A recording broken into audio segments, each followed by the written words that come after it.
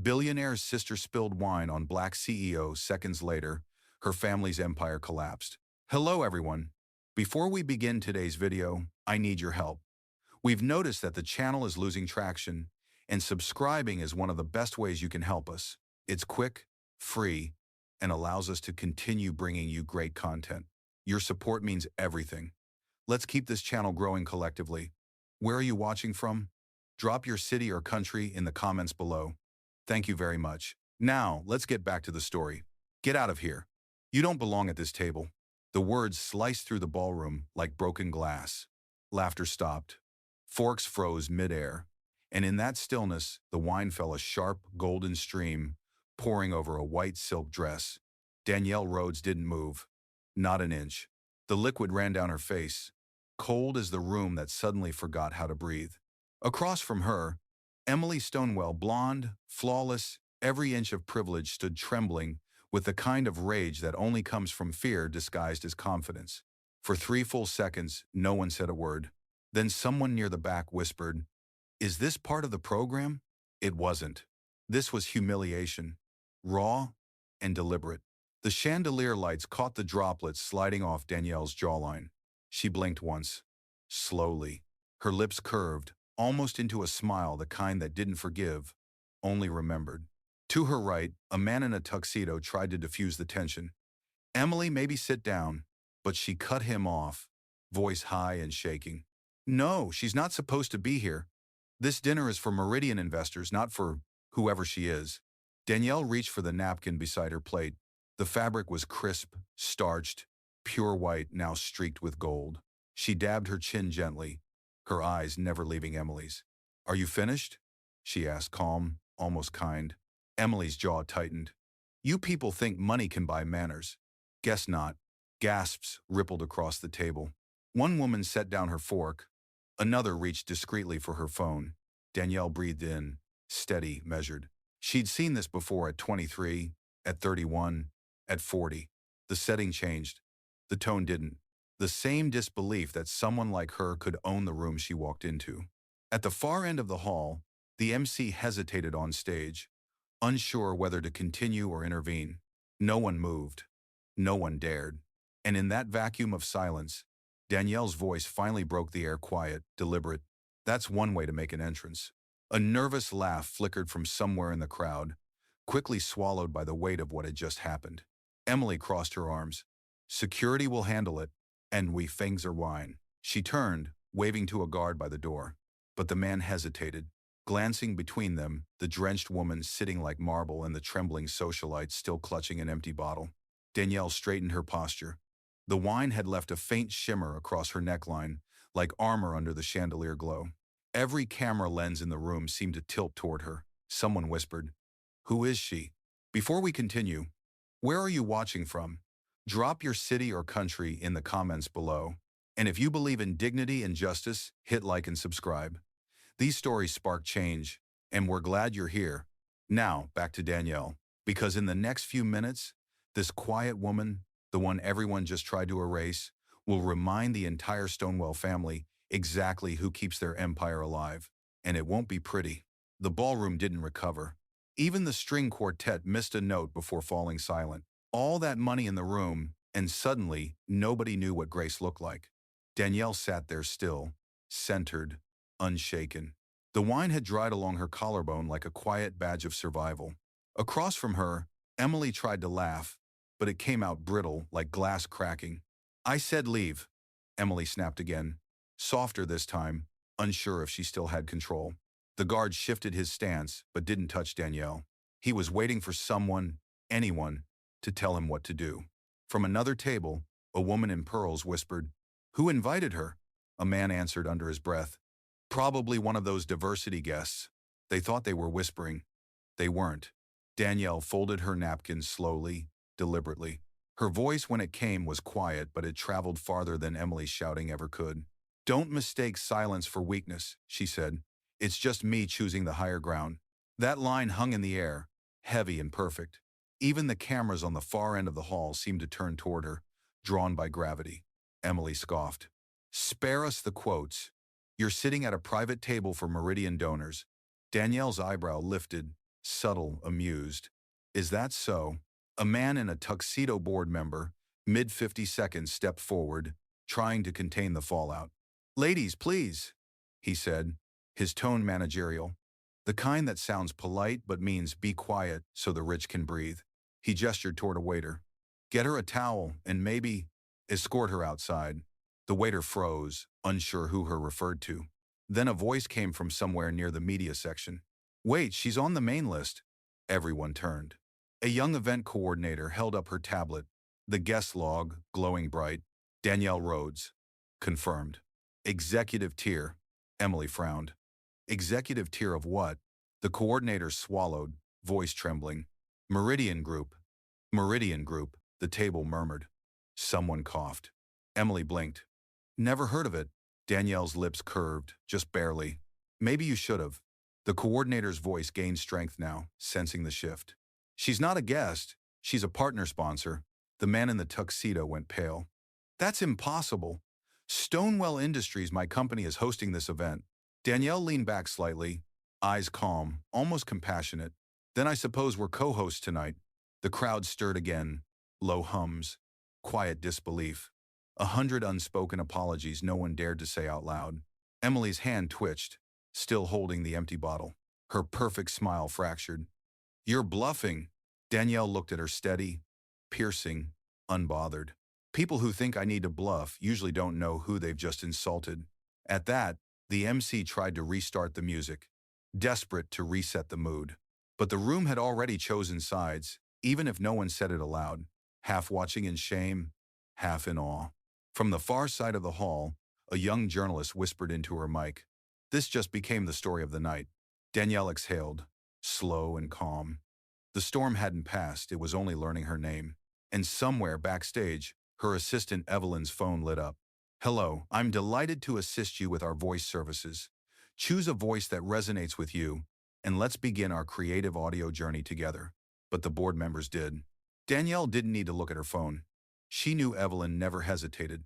She reached for the glass of water beside her plate, not to drink, but to steady the weight of silence pressing on her. Then, softly, I'll stay right here. Emily blinked. Excuse me? Danielle looked up.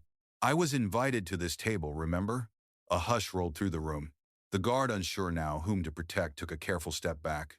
The MC on stage whispered to his crew, Cut the feed, don't record this. But the camera lights stayed red. Someone had locked the stream. At the far end, 2 Stonewell executives whispered urgently, Get her out before this becomes a scene. And that sea of dissenting in matter are in write down, in Leicester, unless CO and a C2 saying. It already is. Danielle's chair creaked slightly as she leaned forward. Do you know what I do for a living, Miss Stonewell? Emily crossed her arms. Clearly not PR. The room chuckled weakly, nervous. Danielle smiled not at the insult, but at the predictability of it. I build systems, she said evenly. Ones that record, verify, and remember. Emily frowned. Meaning? Danielle gestured toward the massive screen behind her. Meaning you might want to choose your next words carefully? They tend to outlive the moment. A flicker on the monitors, live feeds from the event's security cameras, suddenly looping then freezing on one image. The exact moment Emily spilled the wine, a gasp spread across the hall. Emily turned, horrified. What is this? Danielle didn't move. You said I didn't belong. Now everyone can decide for themselves. A few guests rose quietly, excusing themselves, ashamed to be part of the spectacle. The man in the tuxedo, now sweating, muttered, This is going too far. Danielle looked at him. No. This is what happens when silence protects the wrong people. The young journalist near the stage whispered to her camera, She's not just powerful, she came prepared. Emily's brother, Thomas Stonewell, entered through the side door, clearly summoned. Emily, what the hell is happening? Emily pointed across the table. She's hijacking our event. Thomas turned to Danielle. Ma'am, I don't know who you are, but you will? She interrupted gently. She reached for her phone, tapped once. A corporate ringtone echoed through the speakers, followed by a crisp female voice. Miss Rhodes, the board confirms your attendance. All Stonewell contracts are under review, effective immediately. The ballroom froze again.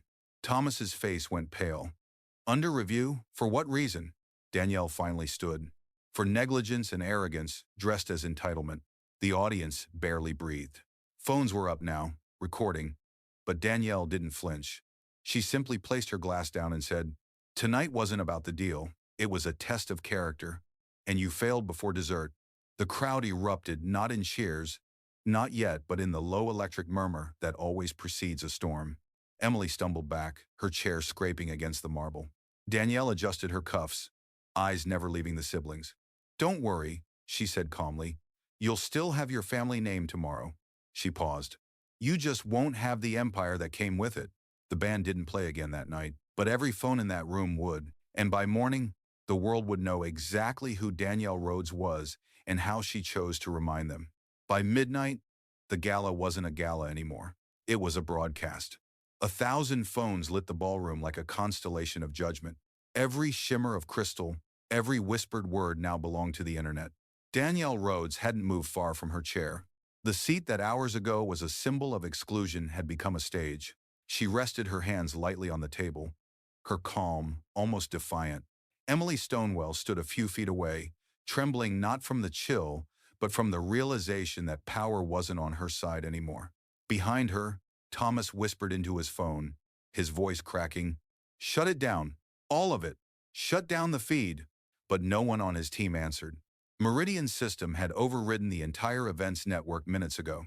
Across the hall, reporters' alerts pinged in unison. CEO humiliated at Stonewall Gala. Wine, privilege, and a billion-dollar mistake. The story had already escaped the room. Evelyn stood near the back, headset on, eyes sharp. She spoke quietly into her mic. "Live stream analytics rising U.S. U.K. South Africa. Protocol 9, confirmed viral threshold." Danielle didn't need to look back.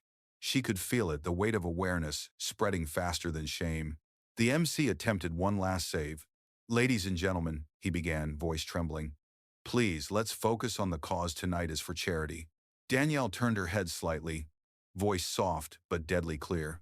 "Charity starts with decency. You can't fund one while denying the other." That line detonated the room. Applause broke from a corner table, hesitant at first, then growing. A woman in a silver gown clapped once, firmly. Then another joined. Within seconds, the sound filled the air like a verdict. Emily's face collapsed under the noise. "You planned this," she hissed. Danielle rose from her seat, graceful and unhurried. "No," she said. "You did." Thomas stepped forward, face flushed. "You can't cancel a deal over an accident." Danielle turned toward him, the chandelier light carving sharp edges in her expression. "When a billion-dollar partnership depends on your sister's temper, it was never stable to begin with." He opened his mouth to argue but stopped. The screens behind her had changed again. Now they displayed email threads, signatures, partnership clauses, Stonewall Industries' upcoming merger announcements, all bearing the watermark. Meridian Group, under ethics review. Gasps, murmurs, panic. The crowd wasn't just watching drama. They were witnessing the dismantling of an empire in real time. A security guard approached Danielle cautiously. "Ma'am, do you need an escort to your car?" She smiled faintly. "No, I think they do." The cameras followed her as she walked toward the exit. Each step was measured, elegant, the kind of poise that doesn't come from arrogance, but from survival.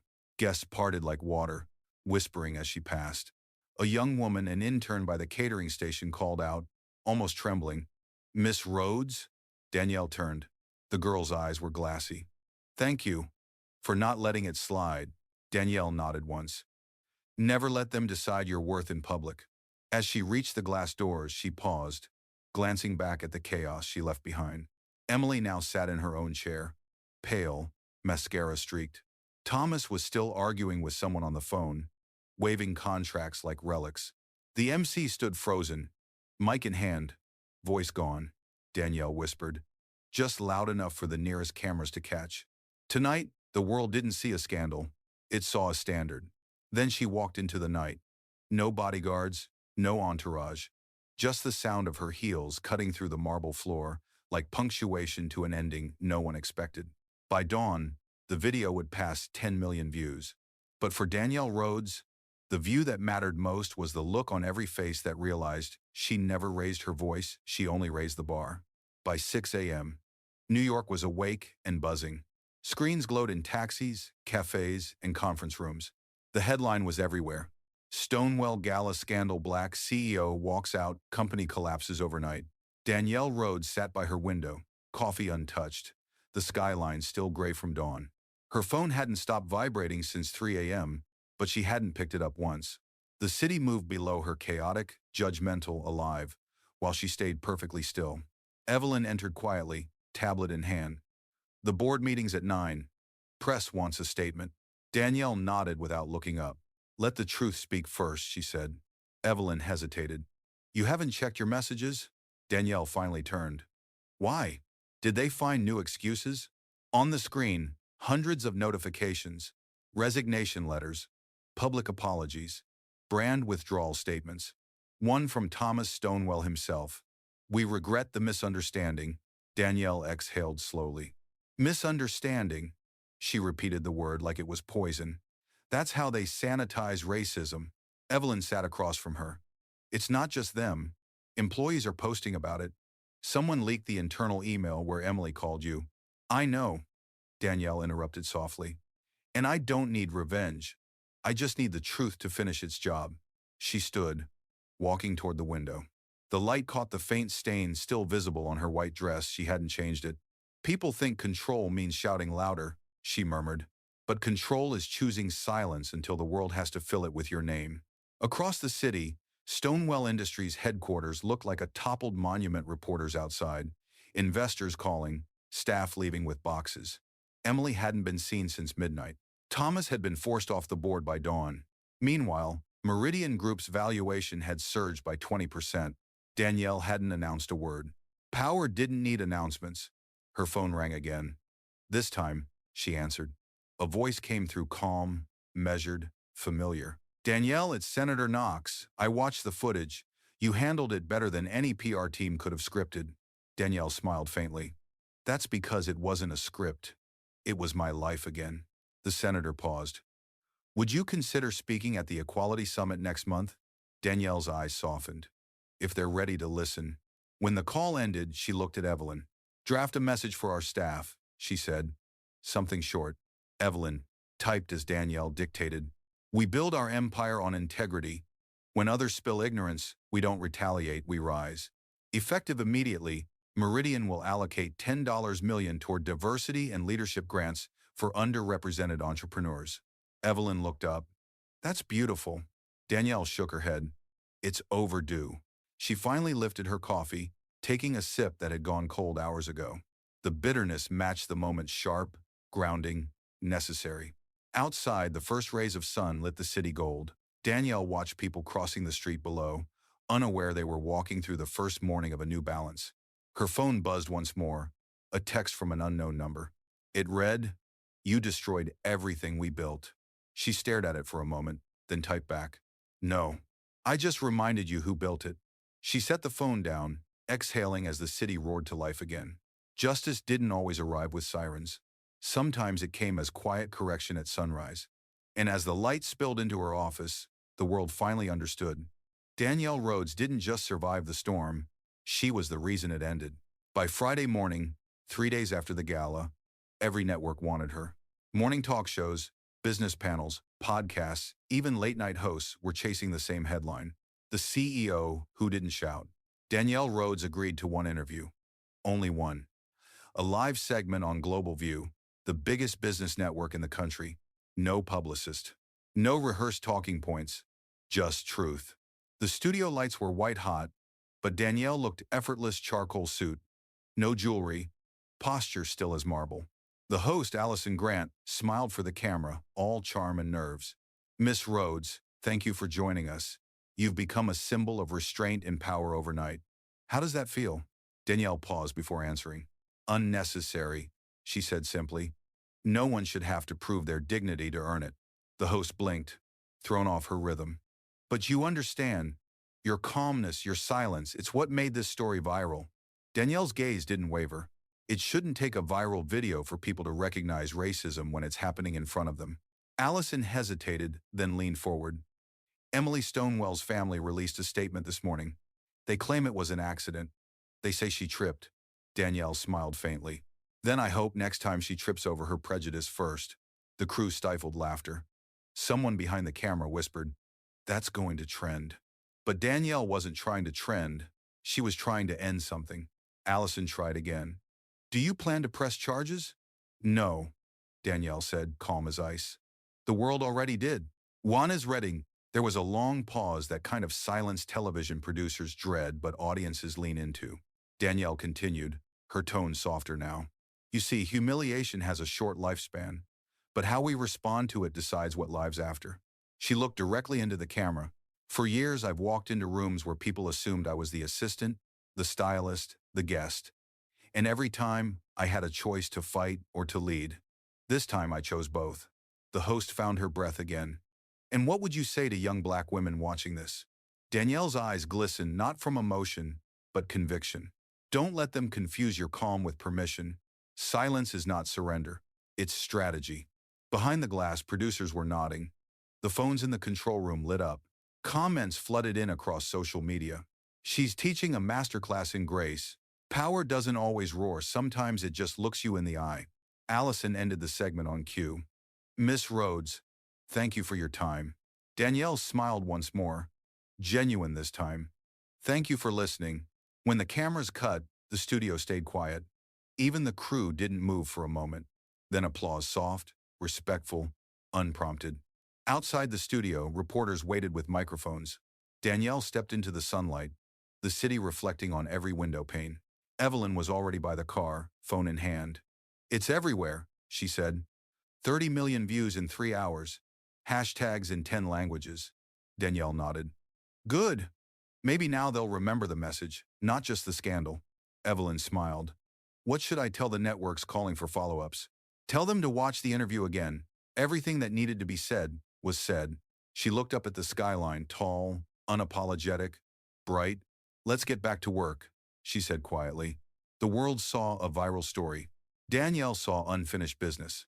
Because the real victory isn't being seen, it's staying seen for the right reason. 3 days after the interview, Danielle's office felt different. Not quieter, cleaner. The kind of calm that follows a storm that washed away what didn't belong. Her assistant, Evelyn, walked in with a stack of envelopes and an expression that hovered between pride and disbelief. "Guess what showed up this morning?" she said. Danielle glanced up. "More apologies?" "Apologies," Evelyn replied. "And invitations." She placed them on the desk, one by one. Forbes Women of Power Summit, Global Business Forum, Stonewall Foundation Gala, Rebuilding Bridges. Danielle raised an eyebrow at the last one.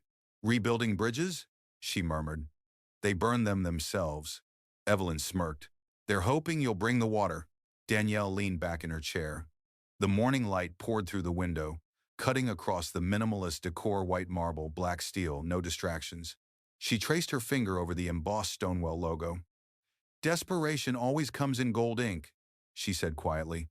Evelyn crossed her arms. "What do you want to do?" Danielle didn't answer right away. Instead, she stood, walked to the window, and watched the skyline she'd once fought to enter. "There's something poetic about being invited into rooms that once tried to throw you out," she said. Evelyn tilted her head. "Poetic or pointless?" Danielle smiled faintly. "That depends on who does the talking when I walk in." Her phone buzzed, another unknown number. She let it ring. Then again. Finally she answered. A familiar voice filled the line. "Danielle, it's Thomas Stonewall." The name dropped like a coin in a still pond. "I'm calling to extend a personal invitation," he continued. "We're hosting a reconciliation dinner next week. My sister won't be attending, but our father would like to meet." Privately, Danielle didn't respond. She let the silence do the work. Thomas pressed on, nervous. "We've taken heavy losses. Our family's reputation was built on behavior like hers," Danielle finished for him. He exhaled sharply. "We're trying to correct that." "You've made your point." "No," she said calmly. "The world made my point. I just stopped pretending not to see it." He hesitated. "Please, come to the dinner. Maybe we can discuss how to move forward." Danielle's voice softened, measured. "Moving forward doesn't mean returning to where we started." Then she hung up. Evelyn was watching her. "You're not going, are you?" Danielle smiled. "Oh, I am. But not for dinner." Later that night, in the quiet of her penthouse, she opened the invitation again. its gold edges gleaming against the dark glass table. She slid it beneath a folder labeled Meridian Foundation Initiative, Social Reinvestment Project. Her reflection looked back at her from the glass, poised, relentless, unafraid.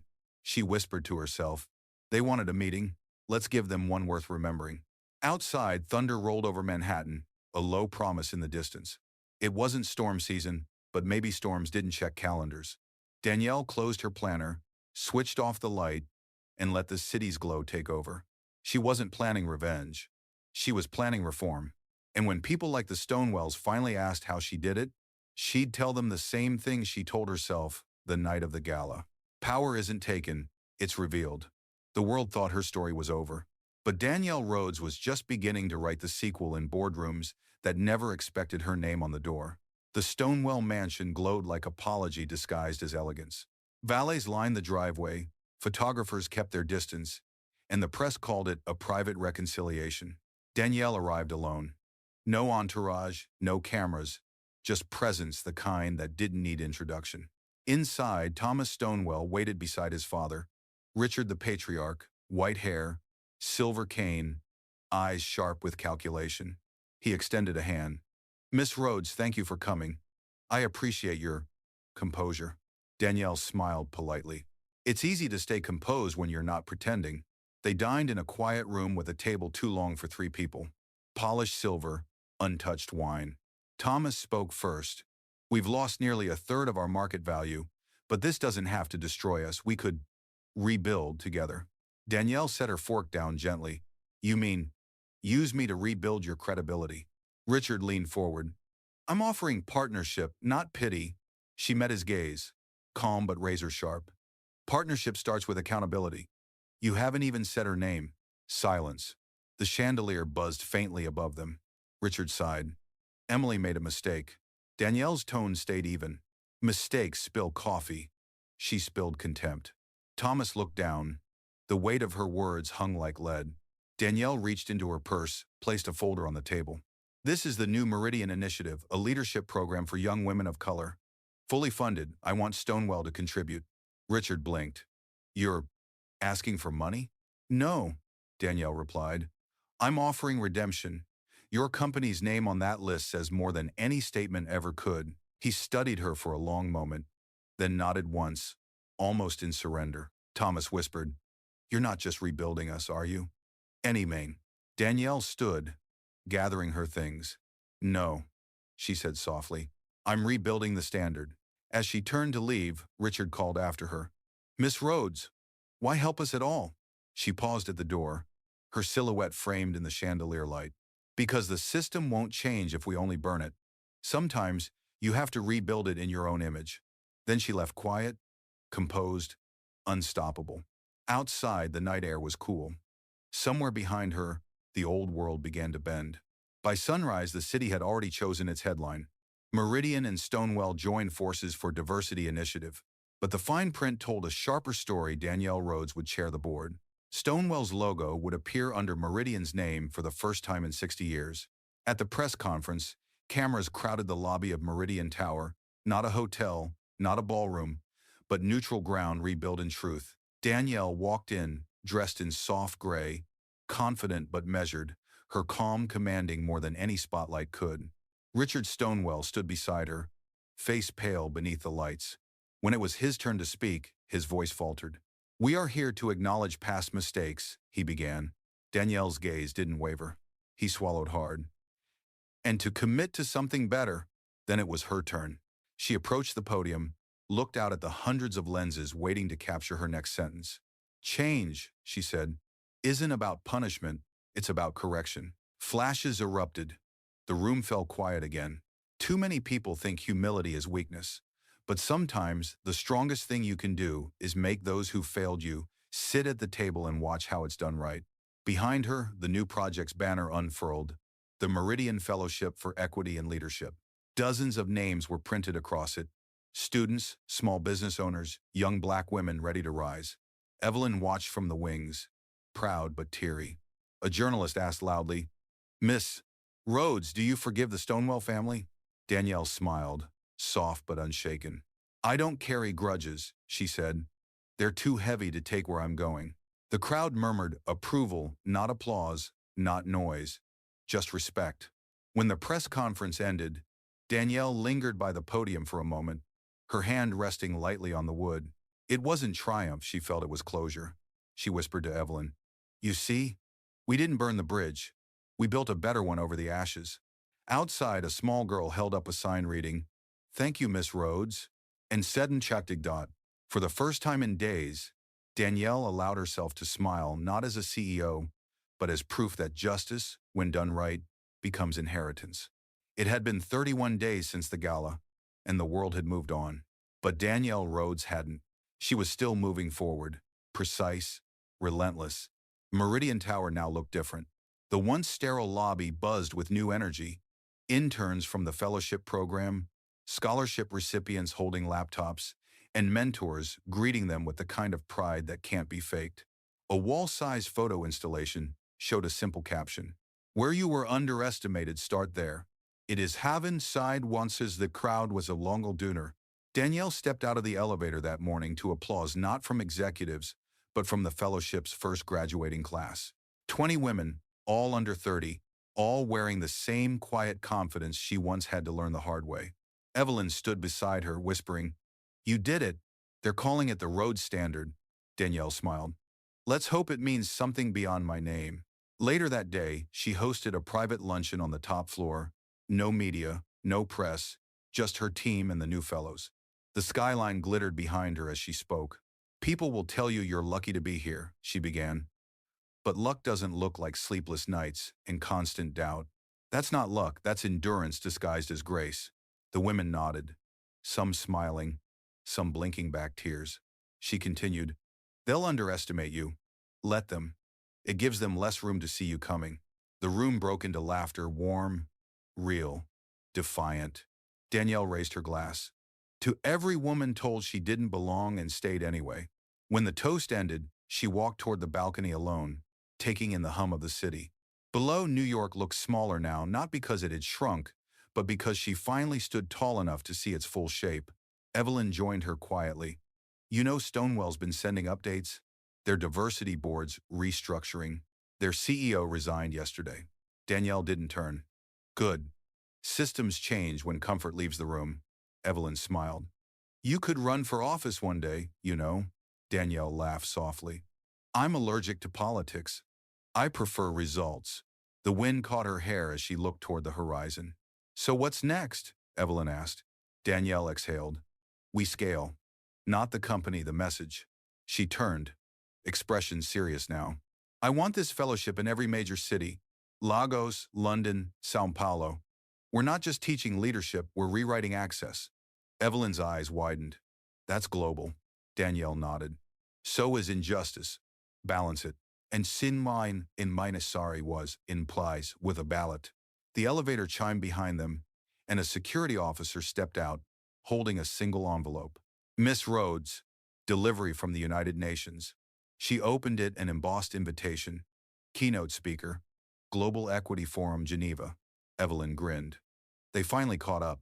Danielle folded the letter neatly, a small smile forming. "No," she said. They finally listened. As the sun lowered over the skyline, the city reflected gold, the same color as the wine once poured on her, now reframed as light.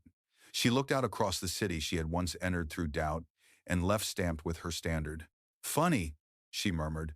"They called it a scandal. But all I did was sit still long enough for the truth to stand up." Evelyn whispered, "You changed everything." Danielle smiled, eyes on the horizon. "No, I reminded them what everything should look like."